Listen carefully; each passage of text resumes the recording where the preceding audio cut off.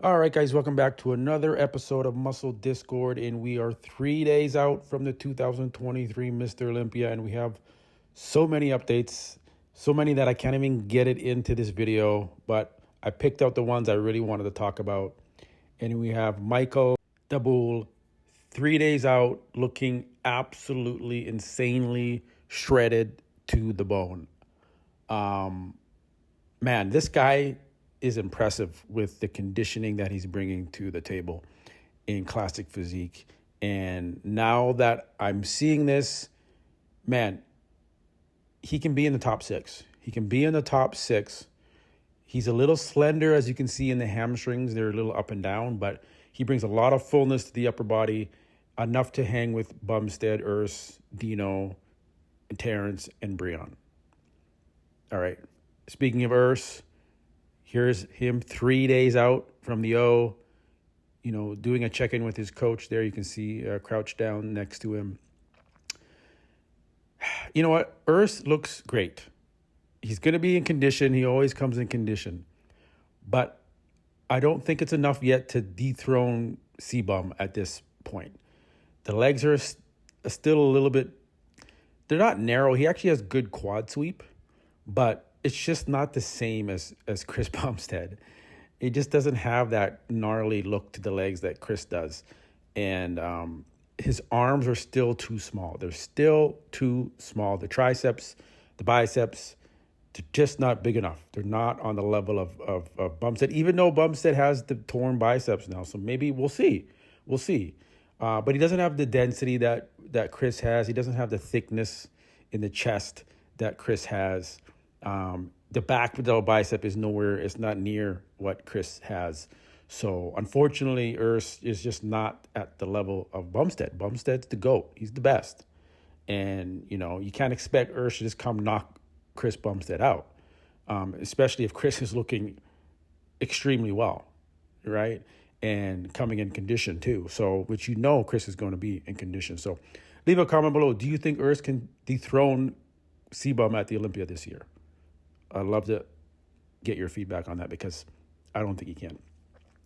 Speaking of classic physique, we got Briony, 3 days out from the Olympia, looking good, man. Looks like Briony always does, but it's not enough to do what he needs to do to take out Bumstead and the other top contenders. Speaking of the GOAT, Sebum hitting the vacuum. This is good to see him posting this type of, content days out from the Olympia. Why? Because I think it's his last one. I really do think it's his last one. And he's having fun with it. He's, showing off the vacuum posed. And, you can't really tell his condition here because he's washed out with the lighting, the natural lighting that's shining on him. You can't really tell, but I'm sure he's shredded. I'm sure his glutes are absolutely peeled. And I'm excited to see him compete on the stage one last time because I really think this is his last time. We got Karith Badjo, sorry. Legs look gnarly, super separated. Can he be in the top 5 at the 212 division? I think he can. I think he's got good enough symmetry, good enough balance to his physique to contend with, the likes of Sean Clarita, Keon Pearson, Angel Calderon, to name a few. I think he's there. He brings the conditioning, he brings the vascularity, he brings the symmetry, he brings the size to hang toe-to-toe with these guys. And Ashkenani, let me forget about that one. He's in the top 5, in my opinion, as well. So it's going to be a good 212 division. It's going to be a battle up there. These guys are going to be conditioned. They're going to be full, hard, and shredded. I'm looking forward to it. And especially Keith Roman, this guy's been killing himself, staying in condition, and excited to see him on stage. We got Keon Pearson posting an update here 3 days out. And you know what? He looks really good, right? It's not going to be enough to take out Sean. It's not going to be enough to take out Angel. I don't think so. It's not going to be enough to take out Ashkenani. Maybe he can take out Ashkenani. I'm not even sure about that. The hamstrings and glutes look good. They're not peeled, but they're good. And And he's getting better and better as he goes along. It seems like he's figured out the formula with the conditioning standpoint of things. So excited to see Keon really bring the heat this time and see where he fares in the 212 division.